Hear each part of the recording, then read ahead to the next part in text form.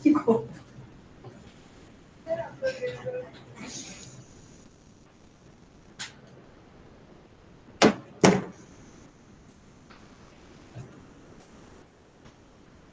Vou conversar um pouco com vocês sobre modelos preditivos mais focados em terapia intensiva, mas na verdade, assim, é mais umas questões conceituais para que seja um conhecimento básico, introdutório, para que a gente consiga consumir essa literatura da melhor forma e julgar a validade dos modelos, principalmente, né? Eu, obviamente, não sou estatística, esse é um assunto bastante complexo, cada um desses tópicozinhos que a gente vai conversar seriam motivos de discussão por si só, né? Então, eu vou tentar fazer, na verdade, uma simplificação de alguns conceitos e tem algumas bibliografias que são interessantes, tem duas que saíram essa semana que estão muito legais e estão bem, assim, digeríveis para não estatísticos, né, para médicos mesmo, né, que é um assunto bastante complexo, e tem muita coisa nessa área, principalmente relacionada a medidas de utilidade clínica e cálculo amostral, que são muito, muito novas em estatística, coisas que estão sendo descritas de 10 anos para cá, basicamente, né. Então, com certeza, eu acho que se a ideia é fazer um estudo que envolva isso, eu acho que merece uma atenção maior a esses aspectos e talvez até envolver pessoas que entendam mais disso mesmo para tirar a dúvida, né? Então, em primeiro lugar, o modelo preditivo nada mais é do que uma expressão matemática para tentar predizer um evento, né? Esse evento ele pode ser a chance de você ter ou não ter uma doença, né? Que nesse caso é um modelo, o evento que você quer é um diagnóstico, né? Ou em geral, que é o que a gente mais usa, por exemplo, em terapia intensiva, é a capacidade de prever o evento no curso futuro daquela doença, que é o que a gente chama de modelo prognóstico. Né? Tem muitos usos em medicina como um todo, e muitos usos principalmente em terapia intensiva, né? Que é sem dúvida uma das áreas que usa muito, que publica muito coisa sobre o assunto. Vocês conseguem me dizer exemplos de modelos preditivos que vocês conheçam? Seja da área específica de UTI em geral, ou algum termo específico dentro de UTI, ou não relacionado à UTI, relacionado à clínica, à cardiologia, o SAPS, sem dúvida, acho que modelo preditivo. O SOFA, ele teve algumas validações posteriores, mas ele não foi construído dessa forma. É uma discussão mais complexa, né? O SOFA é um score baseado em impressão clínica a construção dele não é derivada de dados. Eu acho que o SAPS embora ele seja também um modelo prognóstico, não dá para dizer que não é, né? O SAPS, acho que teve uma construção quando isso é metodológico, como a gente vai ver, é como a gente quer falar, né? Tem vários scores, outros, que um dia médicos sentaram numa sala e chegaram a um acordo de quais vão ser os critérios e que depois foi feita uma validação, mas eles não foram construídos derivados de dados, né? Como o SOFA, como ISS, como outras, né? Outros modelos. Algum outro além do SAPS? O SAPS eu sei que a gente lembra, mas assim, só para Apache. E não de UTI geral.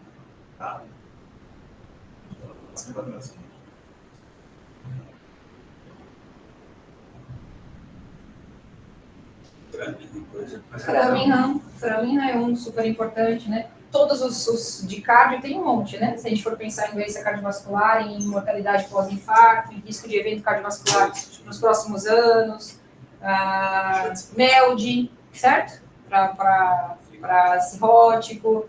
Não tem vários para TCE também? Crash, o TBI Impact, né, também que é outra calculadora, né, tem vários scores, né. Então, e para que a gente usaria um score, um modelo preditivo, melhor, para não ficar causando uma confusão só na palavra?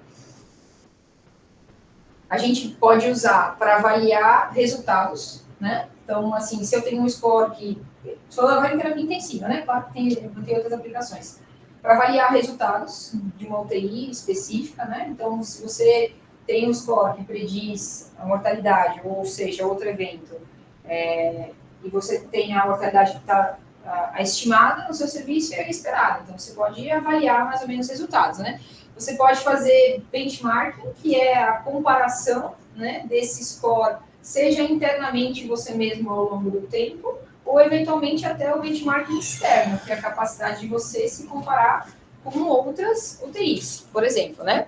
E também, eventualmente, você pode aplicar esses modelos preditivos na prática diária, no atendimento do paciente, quando eles foram construídos e testados dessa forma, né? Porque isso é uma grande controvérsia de, por exemplo, assim, para a gente, o SAPS é 70, então esse doente não deve ser admitido em UTI, né? Então a gente tem que tomar cuidado nessa aplicação isolada do número do score para a conduta daquele paciente específico, né? Sem entender como é que é a construção desse score, se ele foi estudado e validado dessa forma, e de preferência, que é um campo novo, utilizar medidas de utilidade clínica, né? A curva de decisão, por exemplo, aí é uma coisa nova, que daí talvez até esses scores eventualmente possam ser utilizados para condutas específicas, né? Que a gente vai falar mais para o final.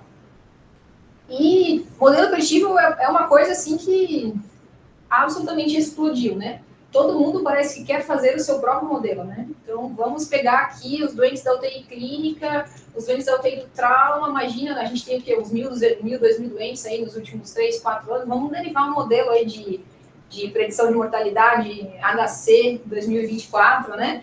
Todo mundo quer, eu acho que tem uma questão também, assim, querendo ou não, de autoria, Então, o que acontece é que houve uma explosão de publicações sobre esse assunto, e principalmente criação de modelos novos, né? Porque as pessoas querem derivar modelos nas suas amostras, nos seus bancos, nos seus serviços, ou nos seus bancos que vieram de estudos randomizados, né?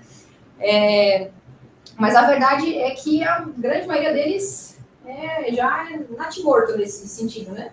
E que adianta você derivar um modelo criar um modelo que é dos seus dados, muitas vezes unicêntrico, com muitos problemas de construção do modelo, e ainda que ele seja bem construído, todas as questões, esses modelos nunca de verdade serem aplicados clinicamente, né? Aí quando eu estou falando aqui aplicados clinicamente, eu não estou nem falando de importância clínica, eu estou mais falando assim de que eles nunca realmente passaram por validações externas grandes, estão sendo usados em outros serviços, né? Essa é uma meta-análise viva, né, que a gente fala, uma revisão sistemática viva, né, que ela está sendo atualizada constantemente, né, a gente presenciou isso no Covid, né, porque o Covid, além da gente ter trabalhado um monte, todo mundo queria publicar o mais rápido possível tudo que tinha sobre o assunto, né, e aí foi aquela explosão de publicações sobre o assunto, e teve muitas publicações de modelos preditivos. Com 9 meses de pandemia, esse daqui é de 2020, eles conseguiram identificar 310 estudos com 606 modelos. Depois disso, tem outras duas, porque essa foi sendo atualizada, tem mais duas depois dessa, né? Estou falando só essa aqui com 9 meses de pandemia. Desses 606, quantos vocês acham que, do ponto de vista estatístico, foram considerados promissores? É a palavra que está no artigo, tá? Ou seja, eles estavam bem construídos e imaginava-se que esses talvez iam pegar, para usar a palavra certa. 2 modelos. 2 modelos, né? Depois disso, acho que tem 4 modelos que eles consideraram bons, né? Então, que é um pouco isso, né? Então, tem uma literatura enorme de modelos sendo criado, a maioria deles de construção duvidosa, né? Pelo menos com muitos problemas de construção. E mesmo quando eles são publicados e são construídos adequadamente, as etapas de validação externa ou elas nunca aconteceram, né? Porque realmente o modelo não pegou, não houve essa preocupação de testar em outras amostras de outros países, de outros lugares, com outros pacientes, né? Mas é só para a gente ter uma noção, né? Então, vou tentar dividir, assim, fases de pesquisa, né, sobre modelos de predição. Tem uma parte que tem a ver com desenvolver o modelo, né, o que inclui também a validação interna daquele modelo. Depois tem uma parte muito importante que é essa que todo mundo faz, né? Todo mundo meio que, entre aspas, para aqui, né? Deriva o seu próprio modelo. Aí vem uma outra fase que seria talvez a que a gente poderia chamar até de mais importante no sentido de uso mesmo, né? Que é a validação externa, que é quando a gente consegue aplicar e testar esse modelo em uma janela de tempo em um local diferente daquele onde ele foi derivado. E aí tem uma coisa que rarissimamente acontece, que é uma coisa super nova, super recente, que é investigar a importância clínica desse modelo, a capacidade que esses modelos teriam de adicionar, melhorar a nossa capacidade de tomar uma decisão clínica em algum momento importante do curso da doença do paciente, né? Que isso é uma, digamos assim, uma nova fronteira do conhecimento nessa área. Então, primeiro a gente vai falar do desenvolvimento do modelo, e eu vou tentar revisar algumas etapas importantes do desenvolvimento do modelo. Aqui tem muitos conceitos estatísticos, e eu vou fazer uma simplificação, porque nem eu sei aprofundar na maior possibilidade de todos eles, né? E são mais para entender alguns conceitos que, quando a gente lê um artigo que fala sobre isso, a gente tem que ter essas preocupações, para a gente entender se o resultado daquele modelo matemático é capaz de predizer, especialmente quando a gente transportar isso para uma outra situação, né? Então, uma primeira fase seria, sem dúvida, a gente definir muito bem qual a pergunta que a gente quer fazer, específica, e a gente parar um pouco para inspecionar quais os dados que a gente tem disponíveis, né? Qual a pergunta exata? Eu quero saber a mortalidade hospitalar, ou eu quero saber a mortalidade em 30 dias após esse evento. Ou eu quero saber o risco desse paciente com esses fatores de risco de ter um infarto nos próximos 5 anos, né? A gente tem que fazer uma pergunta bem pontual. Depois a gente tem que se perguntar, assim, em relação à fonte de dados, de onde é que vem os modelos preditivos? Os bancos de dados, enfim, vocês conseguem, assim, imaginar de onde é que eles saem? Oi? Coortes, tipo assim, anota aí tudo que aconteceu com o paciente internado, vamos colher um monte de coisa. É isso. Eu imagino que surge a partir de alguma coisa que o profissional percebe que tem ou sido muito recorrente. Então, vou fazer uma pergunta específica. Em geral, a gente cria coorte porque a gente quer criar um modelo daqui a 10 anos? Não. A gente vai olhar para bancos de dados que já existem, né? E aí, em geral, a gente olha para bancos de dados, assim, eu digo assim, observacionais, né? São coortes, assim, de pacientes internados, assim. Ou de pacientes com, sabe, depende do que a gente quer estudar, né? Vamos falar aqui de UTI, então, doentes que passaram pela UTI, né? Porque você precisa ter um N muito grande de pacientes e precisa ter muitas variáveis, né? Para você conseguir criar um modelo para predizer eventos, né? Você pode usar dados que vieram de um estudo randomizado, né? Porque, em geral, quando a gente faz um estudo randomizado, a gente tem uma preocupação muito grande de ter uma coleta bem perfeitinha, que não vai faltar nenhum dado, a gente fez uma CRF gigantesca, e aí, às vezes, a gente fez um estudo randomizado de UTI, e daí a gente pode, depois, um dia, usar o banco, né, que talvez tenha muito pouco missing data, que foi um banco que foi criado para fazer o estudo, para, eventualmente, derivar um outro. Os bancos observacionais, o que acontece? O que acontece quando é esse banco da UTI geralzão? Que ele não foi construído para isso, que ele não foi pensado para isso. A qualidade desse dado, muitas vezes, é questionável. Quem está preenchendo, o que está faltando naquele dia, né? Muitos dados não são de coleta obrigatória, né? Então, assim, sei lá, bilirrubina, esse cliente tem, outro não tem, né? E assim vai, né? Fora problemas do dia a dia do preenchimento mesmo, da qualidade do preenchimento, né? Então, a gente tem que sempre se preocupar também, por exemplo, se esse modelo veio, por exemplo, de um estudo randomizado, a base de dados de um estudo que era randomizado, qual foi a seleção dos pacientes para entrar nesse banco de dados? Vocês concordam comigo que, se a gente está restringindo quem entrou nesse banco, o resultado do que vai sair talvez valha para essa população, mas se a gente começar depois a aplicar numa população que não era aquela onde ela foi criada, certamente os resultados não serão os mesmos, né? Melhores ou piores, enfim, mas com certeza não vai refletir a mesma coisa, né? Então, a mesma coisa em relação aos preditores. Os preditores são aquelas variáveis, né, que a gente quer testar para ver se elas ajudam a prever esse desfecho, né? Estão todos sendo adequadamente medidos, coletados, né? Como é que... Uma coisa que é muito importante aqui, talvez o mais importante dessa parte do banco de dados, como é que está sendo avaliado os dados faltantes para a construção desse estudo, né? O mais, assim, tradicional, antigo, meio fora de moda, talvez, era a gente só usar casos completos, né? Daí eu só pego os pacientes que tem tudo preenchidinho, tudo certinho, e aí eu simplesmente excluo da minha amostra aqueles que têm algum dado faltante. E isso é muito ruim, porque a gente vai perder uma quantidade muito grande de doente desse jeito, né? Isso pode, sem dúvida, introduzir algum tipo de viés, porque às vezes justamente o que está faltando está associado ou não com a chance, né, do evento, principalmente, né?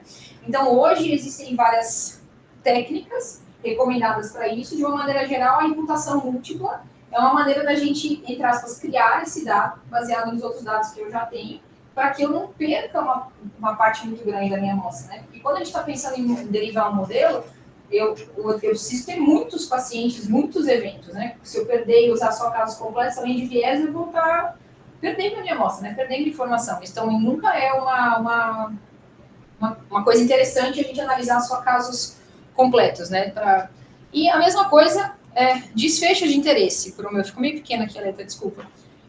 Desfechos de interesse para o estudo. E, para isso, uma coisa muito importante quando a gente está criando um modelo é a gente pensar se a gente tem um N adequado, tanto um N adequado de pacientes incluídos e, principalmente, do evento que eu quero estudar, né?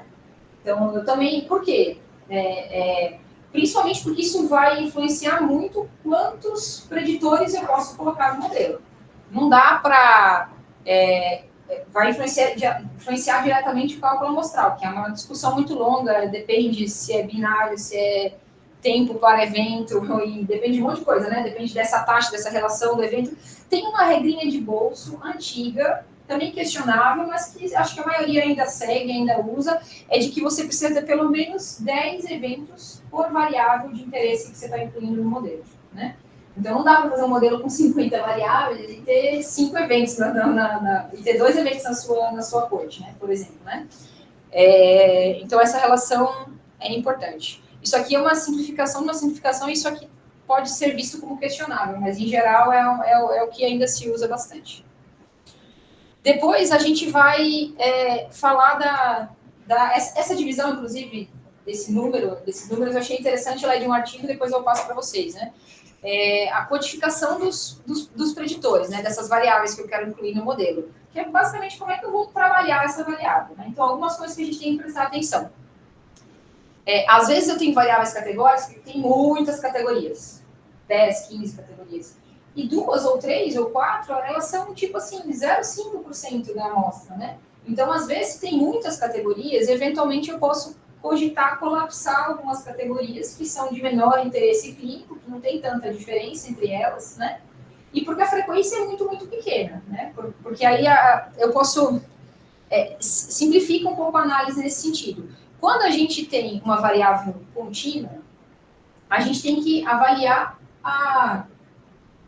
o tipo de relação matemática que ela tem com o desfecho, né? Se for uma associação linear, a gente vai avaliar através de uma regressão. E aí, nessa hora, às vezes é importante lembrar que a escala pode ter pode influenciar em como é que a gente interpreta esse dado, né? Então, por exemplo, aqui, esse é até um exemplo lá dessa revisão que eu vou mandar para vocês. A gente pode interpretar a idade em década, por exemplo, um odds de 2,3, né? Seria o mesmo que dizer que mais do que dobra a sua chance a cada década a mais de vida que você tem de ter um evento. Pode ser mais fácil, eu acho particularmente, do que entender um odds de 1,09, que é 9% a mais ou menos, por ano de idade, né? Você pode trabalhar com essa escala, seria uma possibilidade, né? Às vezes a gente vai ver que a associação desse meu preditor não é linear.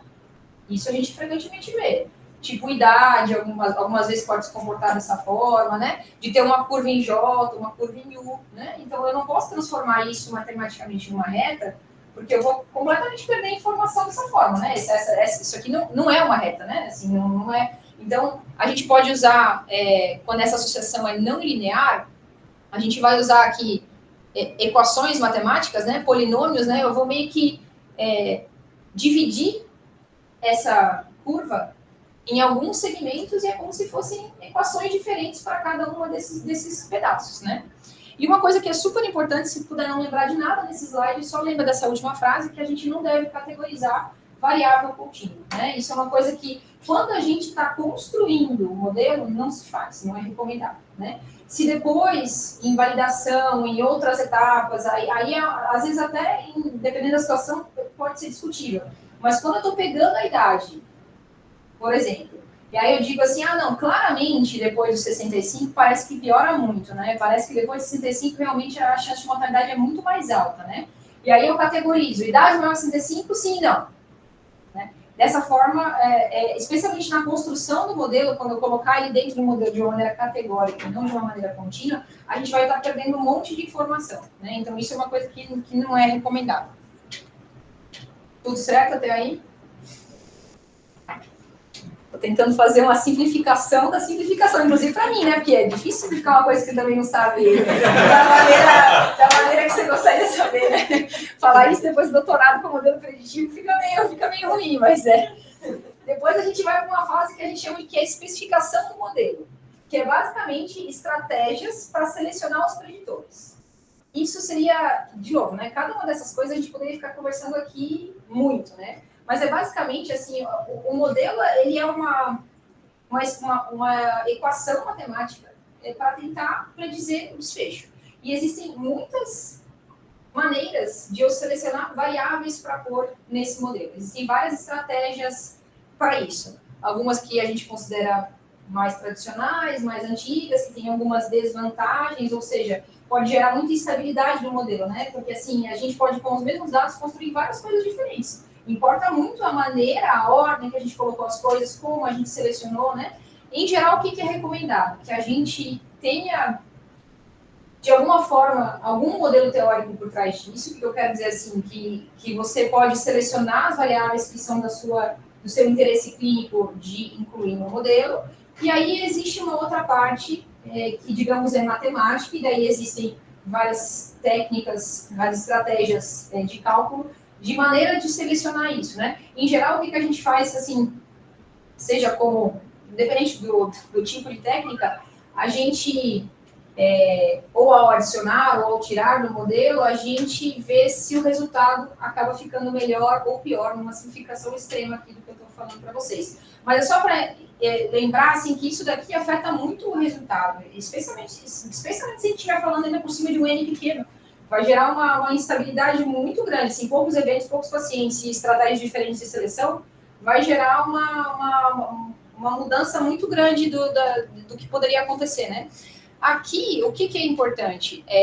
Alguns assumptions, né, que a gente fala em estatística, algumas premissas têm que ser checadas, né? Como polinearidade de alguns dados, né? Dados que refletem a mesma coisa, para os dois não entrarem no modelo, né? Porque eles acabam não adicionando, eles já refletem a mesma coisa. E, principalmente, interação, né? Existem alguns preditores que têm interação entre eles.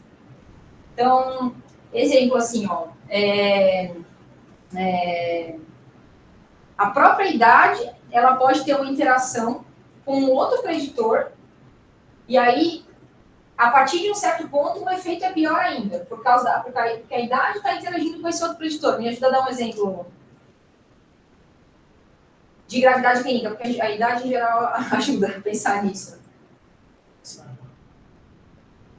Essa ideia de potencializar o efeito. O próprio preditor tem interação um com o outro, entendeu? Tipo, a idade tem uma relação com o desfecho, esse outro preditor, que eu não sei se vou dar um exemplo bom, função renal, não é a mesma coisa, mas talvez tivesse uma lógica assim, né? Tipo, quem tem uma função renal pior tem mais chance de morrer. Quem é mais velho tem mais chance de morrer. Mas será que não existe uma interação da idade com a função renal? Né? Que a partir de um certo ponto é muito pior se eu tiver ira, mesmo, né? Porque eu já sou mais velho. É mais ou menos isso, assim, tem uma interação entre os preditores são coisas que a gente checa na hora de selecionar as estratégias para o modelo. Eu só falar uma coisa. Pode. Aí, o que hoje sai muito é o modelo de machine learning. Eu nem falei de machine learning ainda, porque é a caixa preta desse modelo. A gente fala caixa preta, inclusive, porque ninguém sabe o que acontece dentro do modelo. É um mistério. O pessoal pega lá o banco de dados do Linux, aí roda um modelo preditivo de machine learning, você não sabe como é que selecionou o variável, o modelo selecionou sozinho, o cara não entende nada de paciente grave, e aí sai um modelo coração. A Roberta fala de 0.9. Isso é lixo científico. É a terminologia. Você não tem... Aquilo não vai ter aplicabilidade nenhuma. Só serviu para o cara botar no currículo dele para fazer o mestrado, o doutorado, seja o que for. Eu nem quis entrar muito no machine learning, porque tem muitas coisas para discutir isso, né? Mas Mas é um pouco isso, assim, tem algumas, entre aspas, vantagens, que é uma quantidade de dados e eventos, em geral, muito maior, né? A gente está chegando aí, assim, imagina, assim, fazer um modelo de machine learning com todos os dados que tem no MV nos últimos 5 anos, entendeu? É isso, né? Então, vai ter um monte de coisa nesse modelo que, assim, matematicamente fica bonito, né? A predição fica bonita, né? Tipo, o número fica alto, né? Mas o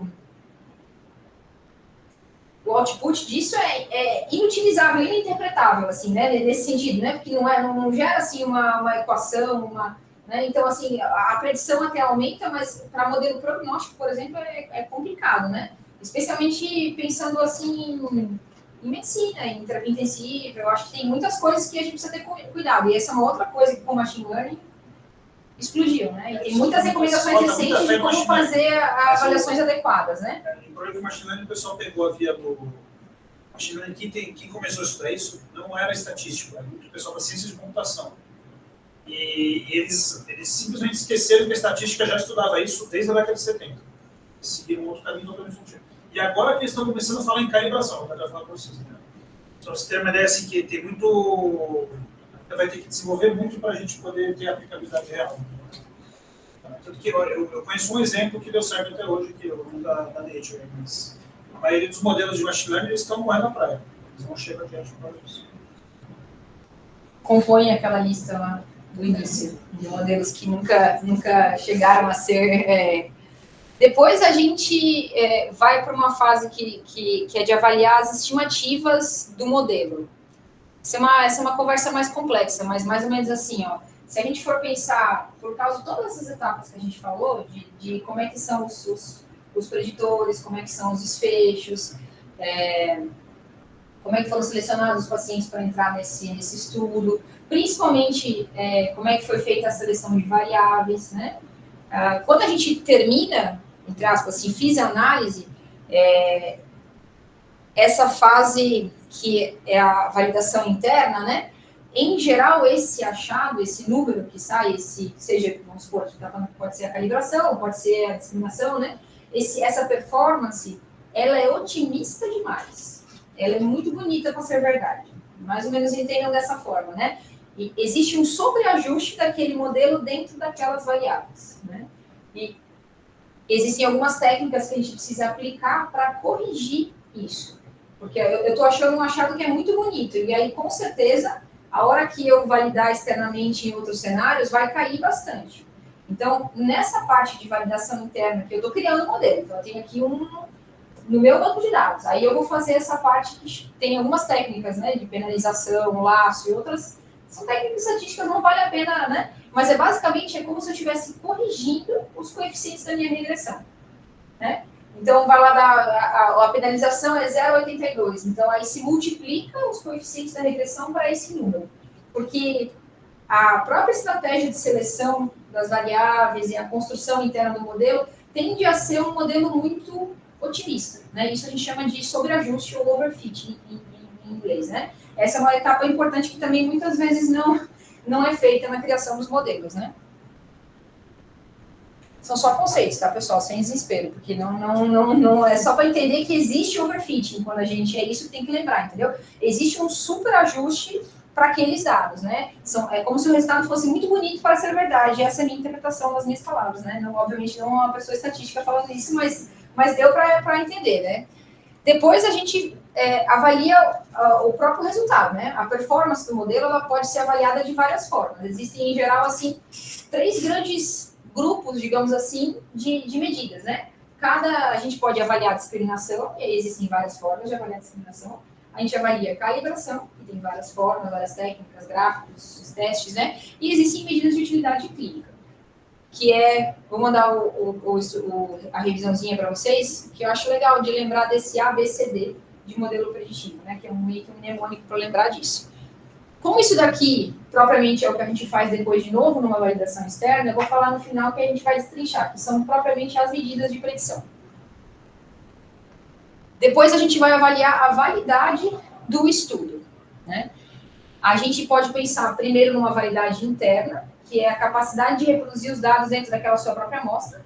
Como a gente está mesmo falando que a gente escolheu as variáveis, que o método de seleção das variáveis pode influenciar, né? Então, existe um teste interno dentro daquela própria amostra, né? Na mesma população que você derivou os dados. Tradicionalmente, também, o que se fazia era o split sample, né? Então, eu tenho aqui 2.000 doentes, eu vou ficar com metade, não, enfim, vou dividir essa minha corte e vou escolher uma parte para derivar o modelo e uma parte depois eu vou testar, fazer a validação desse modelo para ver se dá certo. Isso aqui deu uma predição de tanto, está dando próximo disso, grosseiramente, né? Qual o problema disso? A gente deixou de incluir na criação uma parcela grande dos pacientes, né? Principalmente, né? Então, o modelo tende a ser prejudicado, né? E como isso é um teste estatístico, assim, essa amostragem depende de como ela for, vocês concordam comigo que os números não vão ser iguais, né? Assim, porque essa distribuição, é claro que quanto maior o N, se o N fosse gigantesco, tem 1 milhão de um lado e 1 milhão do outro, é claro que essa instabilidade ia reduzir muito, né? Mas, em geral, quando a gente está falando de banco de dados clínicos, a gente não tem, assim, esses valores absurdos de N, né? Então, isso gera um prejuízo muito grande da amostra que você colocou dentro do estudo. Hoje, a gente, em geral, usa técnicas de bootstrap, que é como se eu estivesse reamostrando dentro daquela minha amostra dezenas, centenas de vezes, né? Eu tô fazendo uma reamostragem dentro daquele meu próprio N. Simplificadamente aqui, ó, como se eu tivesse um modelo que tem 1, 2, 3, 4, 5, eu consigo matematicamente fazer reamostragens quantas eu quiser, em geral, muitas, dezenas a centenas, e aí eu consigo criar vários novos conjuntos, subconjuntos daquela minha amostra. E aí ele está testando essa validação nessa reamostragem gigantesca, que é através da técnica de bootstrapping. Outra maneira é fazer o cross-validation, né? Onde eu estou criando em 20% e testando em 80%, e eu vou dividindo essa amostra tantas vezes quantas forem necessárias, entendeu? Mas é só para vocês pensarem que o split sample não se usa mais, basicamente isso. Também só grave nisso, entendeu? Porque aí cada vez eu vou restringindo o N e aí eu vou gerar modelos que são cada vez mais instáveis e que as predições não vão ser boas. E depois a gente vai para uma fase que a gente vai fazer a validação externa, que é a generalização desses resultados. Que, de novo, talvez seja a etapa mais importante de tudo isso, né? Saber se esse modelo que você criou no seu banco, nos seus dados, se aplicado numa outra população, em geral num outro intervalo de tempo, num outro local do seu país, do mundo, né? Eventualmente, aí a gente tem que tomar cuidado, né? Mas eventualmente até não exatamente na população onde foi criado, aí tem mais críticas, né? Porque pode ser que você tenha que aplicar porque não é possível, não foi possível derivar adequadamente naquela população, né? Porque tem que ter mais cuidado com a interpretação, né?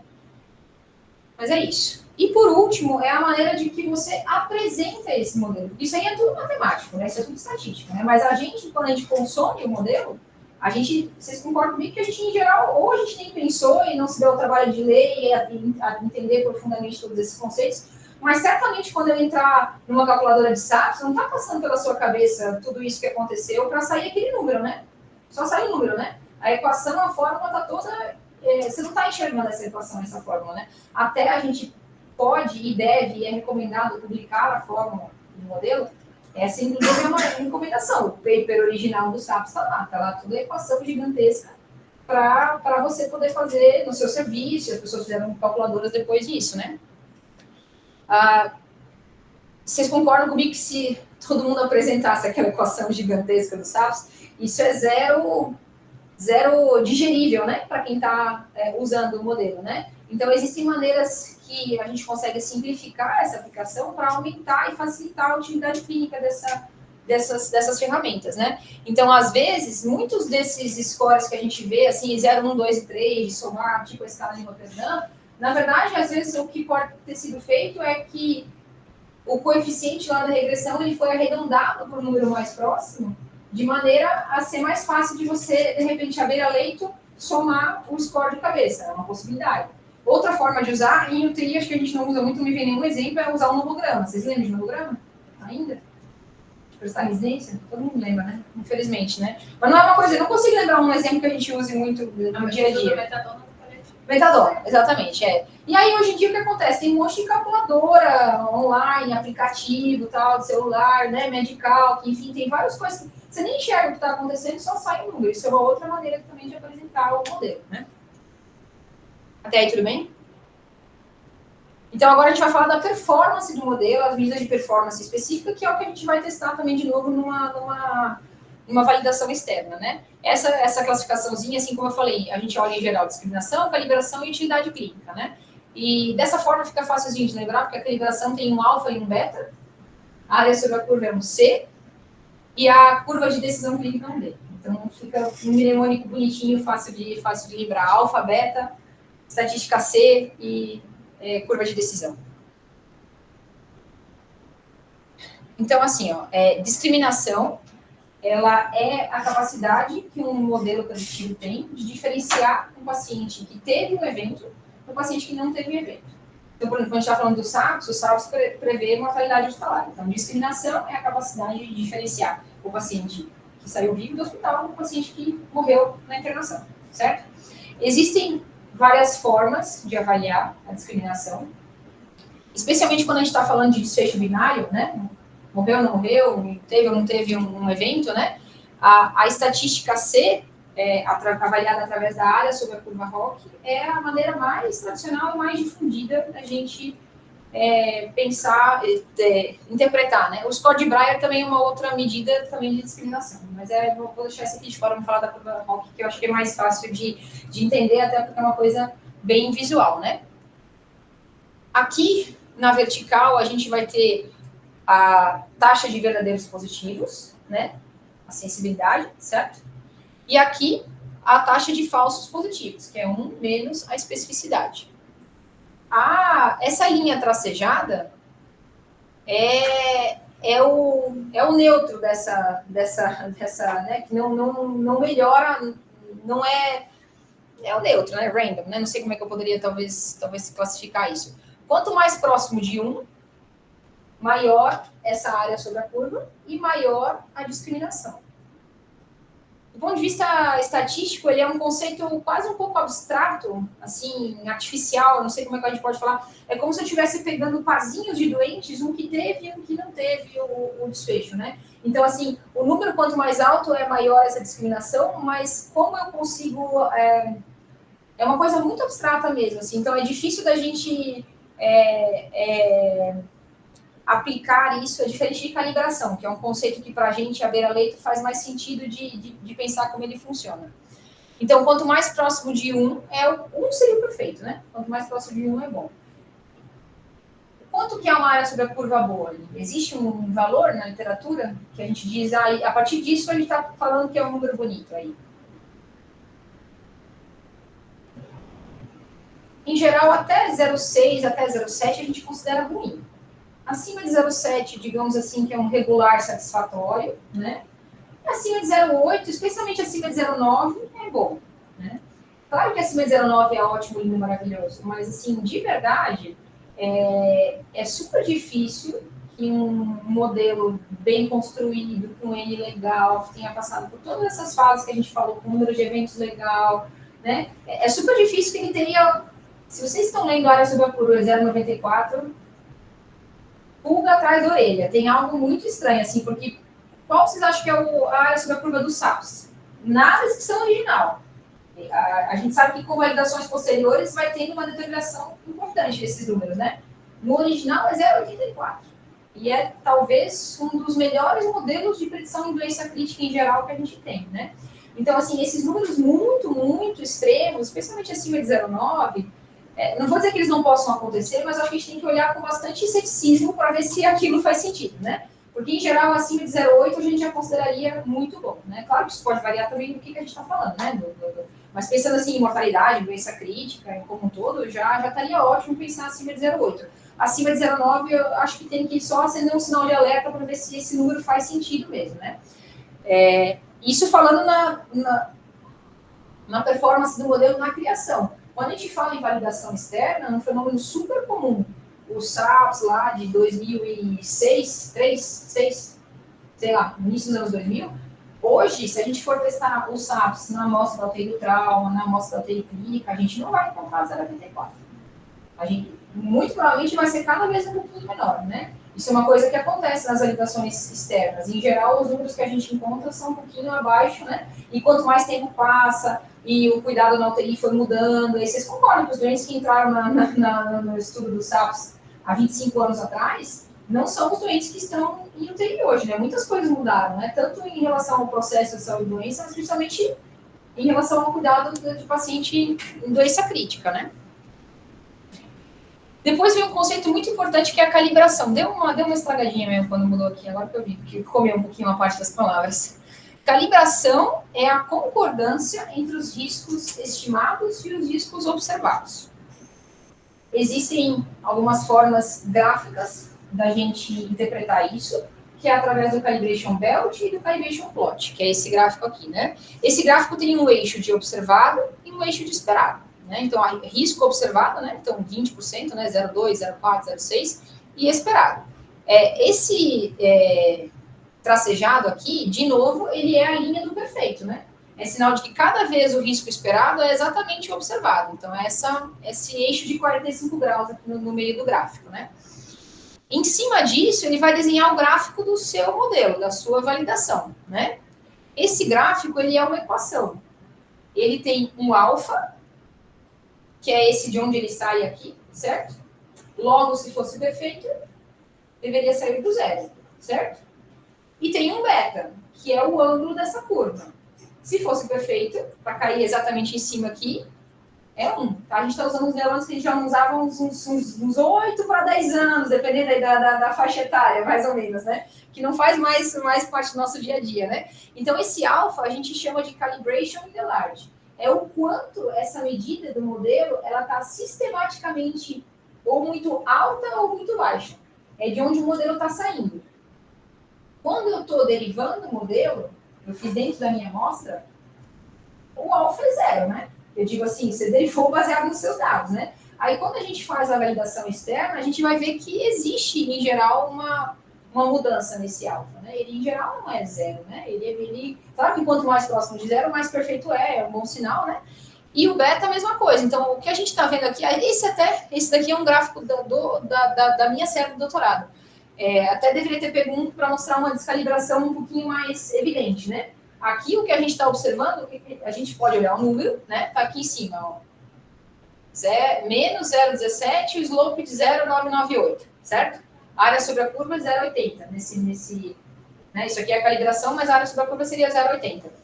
Eu posso olhar o número, eu posso olhar o número. Mas a gente avalia, faz uma extensão visual desse gráfico. A gente vê o quanto a linha do modelo caiu longe do ideal, né? Então, aqui o que a gente está vendo é que a calibração está muito boa nas faixas mais baixas do risco esperado, mas que quanto mais alto o risco do evento, que no caso do doutorado era de morrer também, era mortalidade hospitalar, né? A gente está vendo uma perda de calibração aqui, né? Onde eu estou vendo que o risco observado ele foi um pouquinho mais baixo do que o esperado, certo? Além disso, tem essas bolinhas verdes. As bolinhas verdes são DCIs de risco, onde eu estou de risco esperado. dentro da amostra, certo? Deu para entender, pessoal? Então, aqui o importante é a inspeção visual. Dá para olhar o número alfa, o número beta, né? O calibration in the large e o slope da curva, né? Para saber o quanto próximo de 1 e o próximo de 0. Mas vai ter curvas que, às vezes, ela vai ter comportamento de S. Ela vai estar descalibrada para um lado aqui e descalibrada para o outro lado aqui. Entendeu? Isso pode acontecer, né? Eu só achei interessante também falar, porque vocês talvez leiam muito ainda sobre isso, né? O Rosberg-Lebesgue é um outro teste estatístico que produz também um gráfico que fica parecendo esse. Eu acho um pouco, não é parecido com esse bem.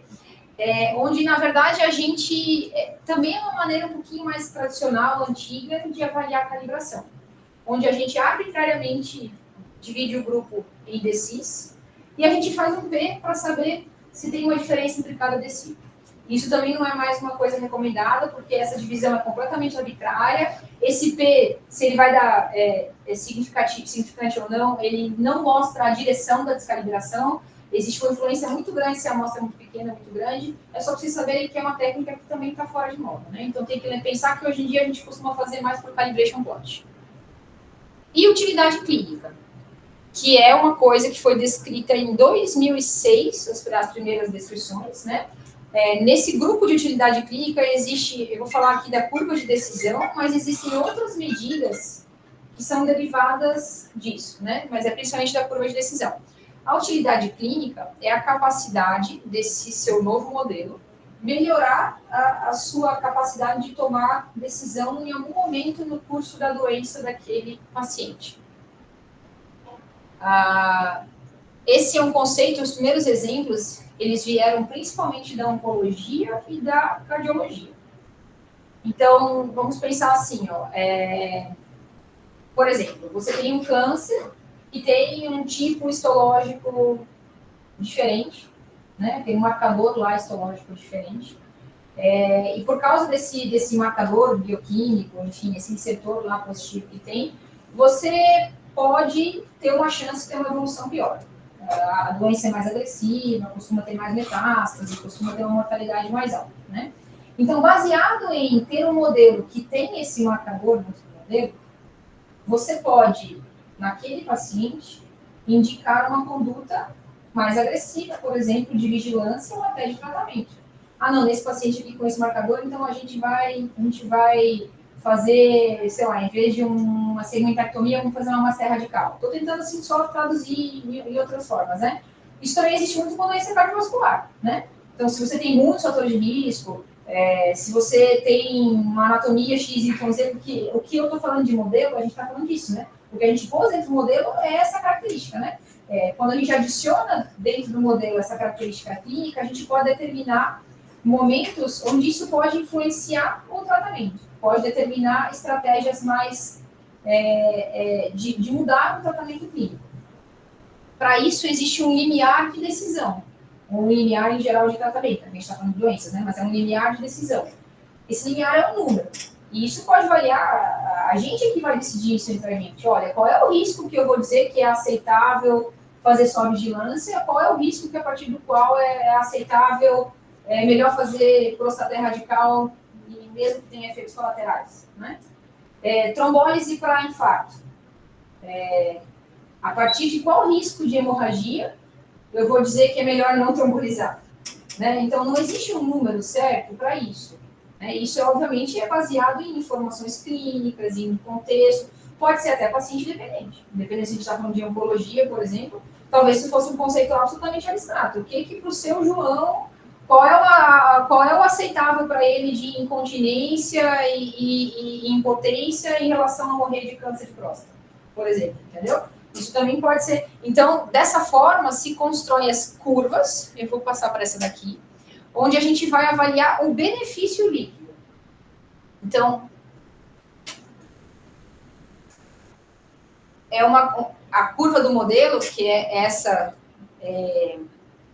vermelha aqui, cor de rosa, não sei que cor que é essa, né? Ela, comparado com estratégias de tratar todos ou de não tratar nenhum, ela é positiva, vocês estão vendo que aqui ela é positiva e aqui ela é negativa, né? Aqui ela ficou acima, né?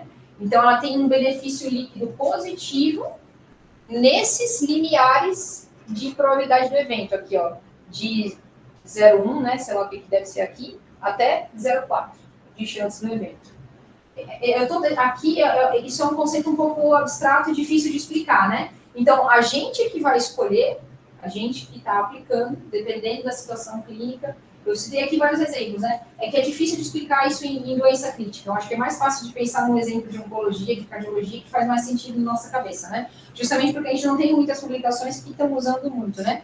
Eu vou decidir, ó, então, com a chance do evento aqui de 20% de ocorrer, o benefício líquido é bastante positivo de usar esse modelo, né? Usar esse modelo, leia-se, se basear nesses dados do modelo para melhorar a sua tomada de decisão clínica.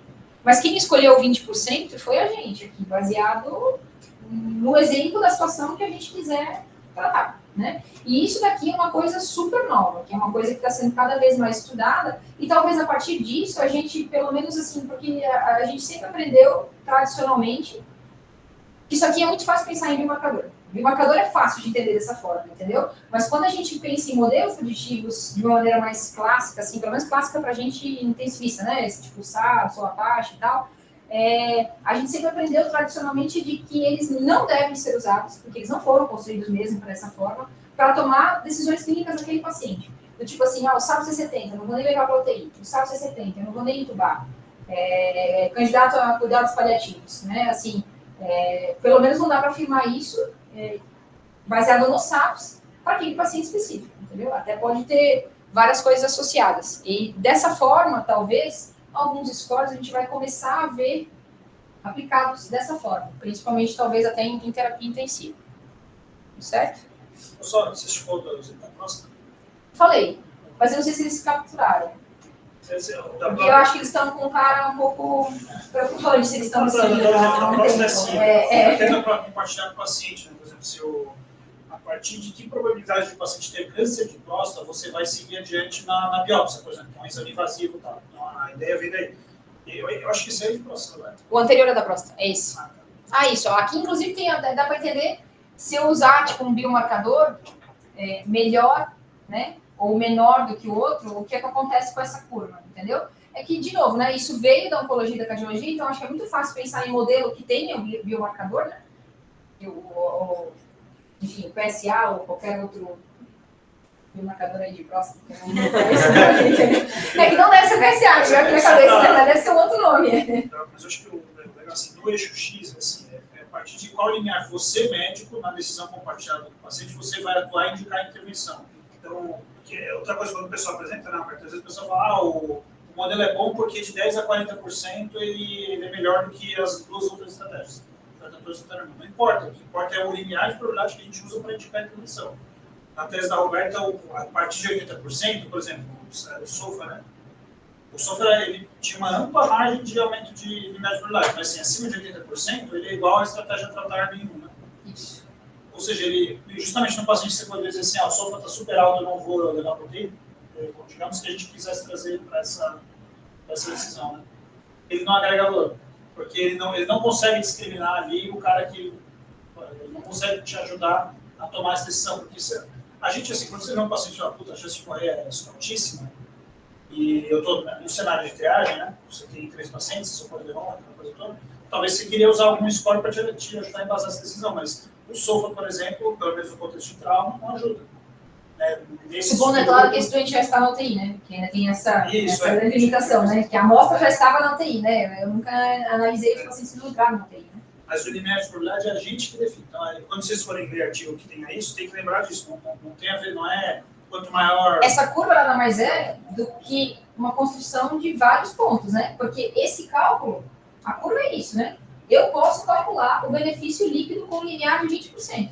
E a curva nada mais é do que fazer uma série de cálculos e ele vai construir esse gráfico para você, entendeu? E aí você vai fazer essa análise visual aqui. Mas além da curva de decisão, existem outras... O benefício líquido é uma fórmula, entendeu? Então eu posso usar o benefício líquido naquele limiar meu de decisão de tomar alguma conduta específica ou não. Eu acho que isso aqui é uma coisa muito nova, é um pouco difícil de capturar todo o conceito por trás, mas acho que é uma coisa que talvez a gente comece a ver mais em artigo. Então, né?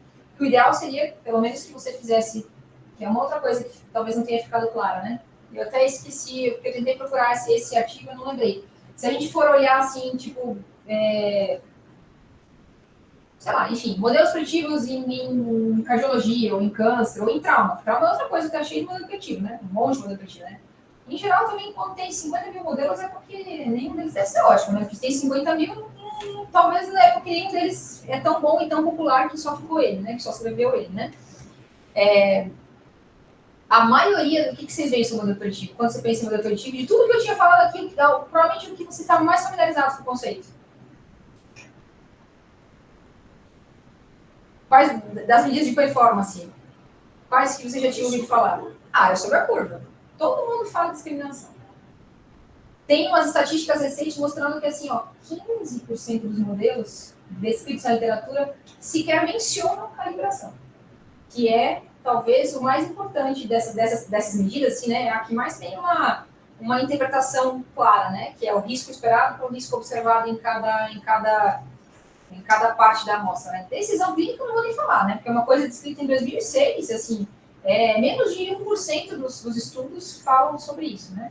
Então, o ideal é que você conseguisse pelo menos discriminação e calibração, e eu acho que a curva de decisão clínica, é claro que ela tem que ter sempre uma pergunta embasada por trás dela, né? Então, talvez o grande desafio, principalmente quando a gente pensa em doença crítica, em modelos que são de UTI, é de qual é a estratégia por trás disso, né? Poderia ser uma estratégia de, tipo, limitação de tratamento, poderia, porque a refratariedade, né, no sentido assim, de que a chance de morrer é muito alta, poderia ser uma estratégia de triagem, de quem vem para UTI baseada em mortalidade, mas pode ser uma coisa, exemplo, né, claro que teríamos que estudar, né, mas poderia ser assim, manejo no operatório de lesão de víscera parenquimatosa. Qual é o doente que ressangra? Será que se a gente fizesse um modelo teórico que envolvesse o tipo da lesão, o tamanho, o HB, o coágulo, a idade, se usou droga, se não usou, será que me ajuda a decidir o cara que eu vou fazer uma vigilância, ou o cara que a gente vai dizer, não, esse vai embolizar de cara, a gente não vai ficar esperando, entendeu? Também poderia ser aplicado dessa forma, né? Só para te dar um exemplo de uma... É que é difícil abstrair, assim, para pensar num exemplo específico, mas acho que poderia ser uma... Sim, foi estudado para decisão clínica. Qual? Temos. Porque a gente tem usado mais para finalidade, né? Que 72, 96 horas para limitar suporte de paciente. Sabe o que você usa? Porque a calibração foi apresentada de alguma forma. Esse jeito que o Albert falou é o jeito ideal de apresentar a calibração. Mas o que você tem no CLIF? Quando o cara tem tá nesse grupo, a mortalidade é 10%, esse aqui é 40%, esse é 70%, esse é 90%. Então, isso é calibração. Que tem uma ideia assim, qual que é a mortalidade esperada baseada no... Aí, assim, a avaliação da calibração é você comparar o esperado com o observado, né? Por isso que a calibração é a medida mais importante. Porque isso você pode usar, mesmo que ele não tenha sido totalmente definido para isso, você pode usar isso para é diferente de falar de tomar decisão clínica, mas sem dúvida a calibração é um conceito que ele é aplicável, né? A área sobre a curva é uma coisa completamente abstrata. Aliás, até eu devia ter trazido exemplos aqui, tinha de outros gráficos, assim. Você pode ter uma área sobre a curva de 0 a 80 e ser completamente descalibrado. O que isso te adiciona? De quem está cuidando do doente, é de entender se o risco era 10%, o observado vai ser 30%, o risco era 15%, o observado foi 5%, completamente descalibrado, entendeu? Com a área sobre a curva boa, você pode ter calibração, as coisas não são, de forma alguma, interligadas, né? De forma alguma interligadas. E, principalmente, é fácil atingir N adequado para fazer validação externa e achar uma área sobre a curva confiável. Para avaliar a calibração, os N são gigantescos. Então, você faz um modelo com 1.000 doentes e, para testar uma validação externa com calibração adequada, talvez você tenha que ter 10, 15 mil doentes. Entendeu? Muito, muito mais. Isso, por si só, também é uma limitação importante. E aí, quase terminando, achei que tinha terminado, mas é como reportar adequadamente. A Equator, né, a iniciativa lá que tem vários, eles fazem grupos de médicos, estatísticos, na verdade, né, porque da área de biológicas, enfim, como um todo, né, tem essa iniciativa que é sobre qualidade e transparência em como reportar pesquisas. E aí eles fizeram vários guidelines, né, assim como tem Prisma, Consort e outros, né? Tem os de modelos diagnósticos, que é o STARD, e o Tripod, que é o de modelo prognóstico, né? É legal, é super fácil de acessar, né? No site tem o checklist. E aí, quando vocês vão, inclusive, ler um texto que é uma validação externa ou que é uma criação de um modelo, tem um checklist do que eles recomendam que seja reportado nesse paper, entendeu? O que tem que estar no objetivo, o que tem que aparecer no método, o que tem que aparecer no resultado, entendeu? E, inclusive, em geral, a gente põe no suplemento. Você manda para quando você vai submeter o paper, você pega o checklist e tem na última coluna do checklist a página, onde está a informação que o checklist recomenda que esteja no seu paper, entendeu? Para garantir que você, pelo menos, citou todos os pontos importantes que ele considera, né? E aí eu trouxe o SAPS para a gente dar uma olhada. Alguém já abriu o paper do SAPS alguma vez? Não? Isso é um exercício que vocês precisam fazer, porque vocês só pegaram o SAPS de calculadora online. O Bruno, a gente tinha que imprimir a folha, na minha época era assim, não sei se você pegou isso assim, no trauma tinha que imprimir a folha, ticar, selecionar a variável, daí você aprendia o que a variável significava, né? Se é mais 4, menos 2, o número que ela significava, somar, né? E depois colocar a soma para ver, 54 significa mortalidade predita de 32,7%. Entendeu? Você ainda tinha que botar Eu acho que é só um exercício interessante, porque é uma coisa que a gente faz todos os dias. Vocês, por exemplo, né, nunca pararam para ler como é que é a construção do paper e como é que se avalia, teoricamente, todas aquelas variáveis, né? A gente meio que vai fazendo intuitivo, né? Ninguém nunca parou para discutir com a gente, né? E nem todos os pontos são intuitivos, né? Do preenchimento. Quanto mais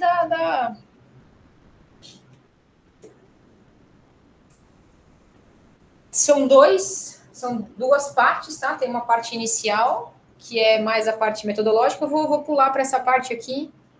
Vou até... Então, esse foi prospectivo, né?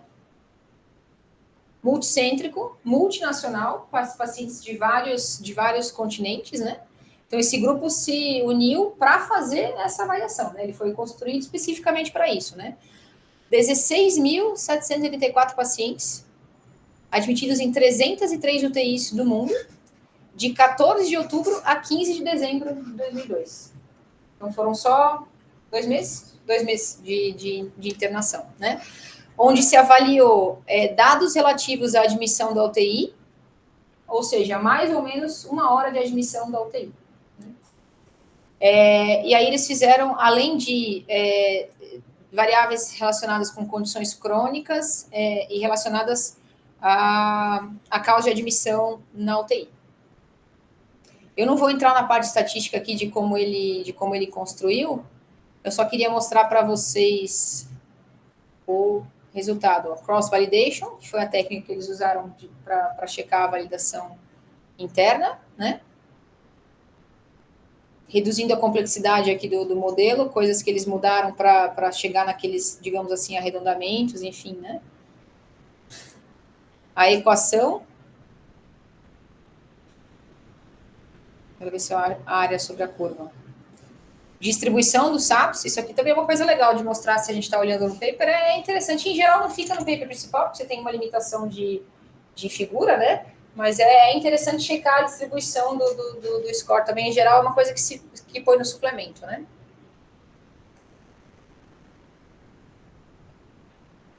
Relação do score com a probabilidade de óbito, não dá para chamar isso de um gráfico de calibração, né? É só uma... Mas, enfim, acaba que reflete o observado com o score com a probabilidade de óbito, né? Esse daqui é mais tradicional que o Rosmer-Lemeshoff, onde ele fez DCIS de risco e ele faz um P dessas comparações aqui. Né? Inclusive, está aqui? Não está. Hoje em dia não é o que a gente recomendaria, né? Aqui, né? Mas também não tem P. Cadê o P? Acho que ele botou na tabela aí embaixo. Certo. Ó. O Goodness of Fit e aqui os P's para paciente. Dependendo aqui, ele inclusive fez um geral e depois ele até dividiu em algumas populações específicas, né? Se fosse fazer só nos de trauma, só nos de cirurgia eletiva, só nos não cirúrgicos, né? Aqui é interessante que, além da equação geral, ele acabou dividindo e obteve uma equação específica dependendo do continente de admissão que o paciente estava, né? Então, aqui é até interessante, se vocês quiserem, tá aqui a equação, né? Isso aqui é uma outra coisa recomendada, né? Então, o SAPS mais aqui logaritmo natural de sei lá o quê, vezes, não me lembro de outras coisas, né? Mas tem aqui, ó, tem essa equação de cada continente e depois lá em cima, aquela que eu falei para vocês, é a equação geral, né? Por isso que tem... Isso aí, quando saiu, o pessoal usava muito a equação para equação específica, né? Hoje não é recomendado porque porque a gente era pior. Aí a gente se comparava com quem é ruim, né? Para benchmark, o recomendado é sempre comparar com a equação geral. Eu até achei que ia ter uma área sobre a curva aqui, não tem, mas a área sobre a curva é 0,80 aqui, ó. o modelo final, né? Até hoje o SAPS 3, esse, né? Porque teve outras edições, né? Esse é o último, né? Até hoje, eu acho que ele é o modelo preditivo para doença crítica em geral, né?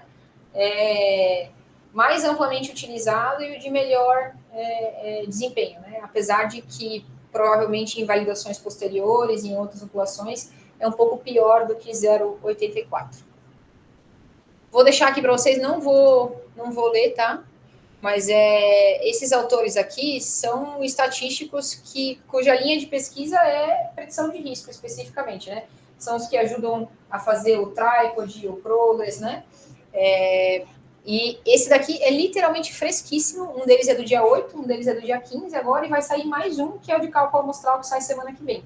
E eles estão muito legais, porque eu acho que tá bem assim, tipo, para não estatísticos, entendeu? Tem esse, que é o de desenvolvimento, né? Eu acho que tá super legal.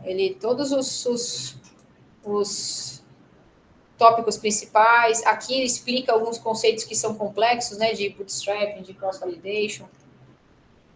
Para não, né? Tá no BMJ, né? Não tá num livro, não tá numa revista de estatística, entendeu? Tá justamente para a gente consumir. Eu acho que é legal, pelo menos, né?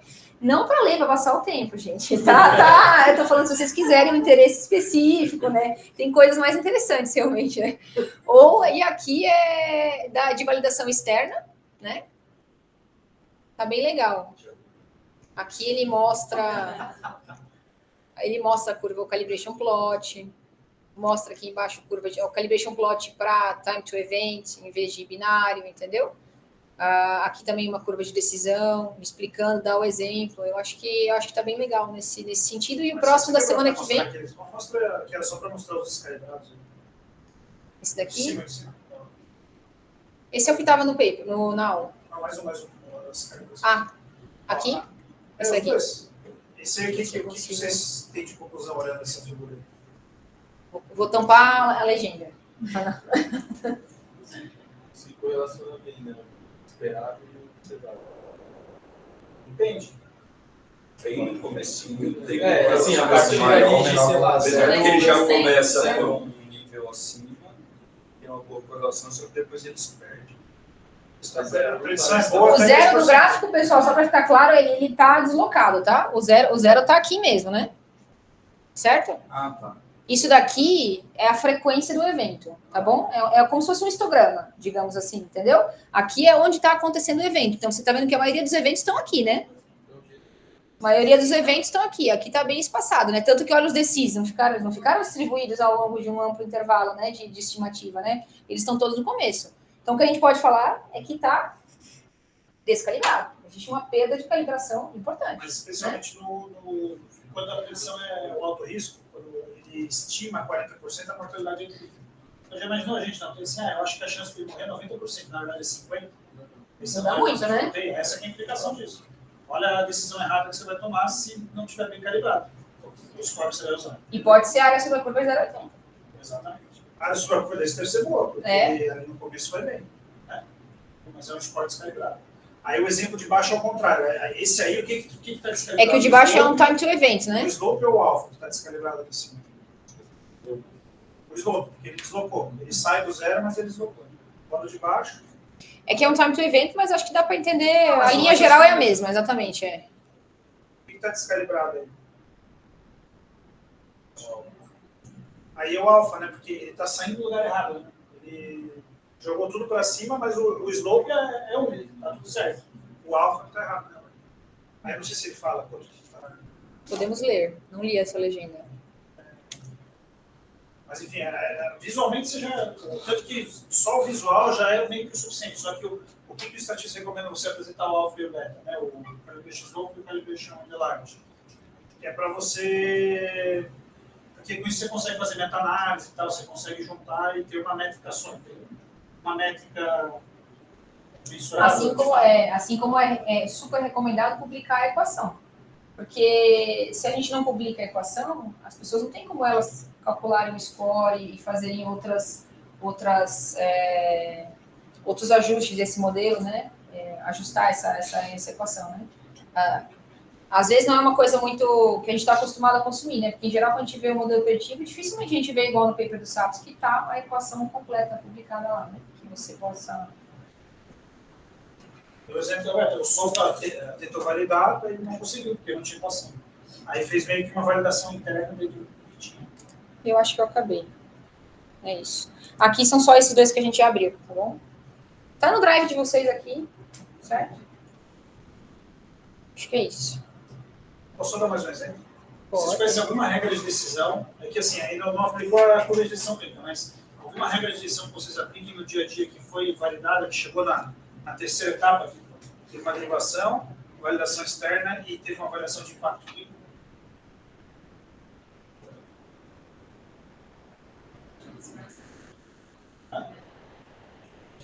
Se tem, eu não me lembro. Aqui tem? Eu não... Tem? Assim, não que tenha o decision governance, mas Ah, tá, que foi tá. validado para tomar decisão. Por exemplo, é o ELSO, o score de ELSO. Ele foi validado, inclusive com impacto clínico, mostrando que você reduz a quantidade de tomos sem perder diagnósticos de TEP.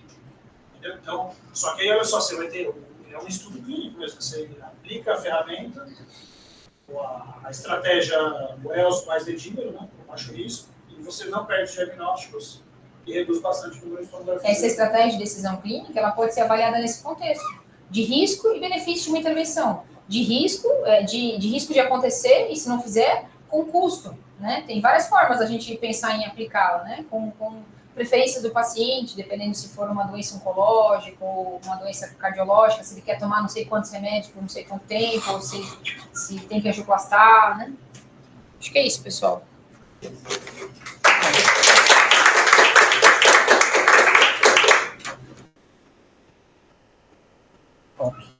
Tá bom. Dúvidas? Aproveitem. Ninguém merece mó respeito essa, hein? Nossa. Caramba, cara, pra... Algo que os aflige?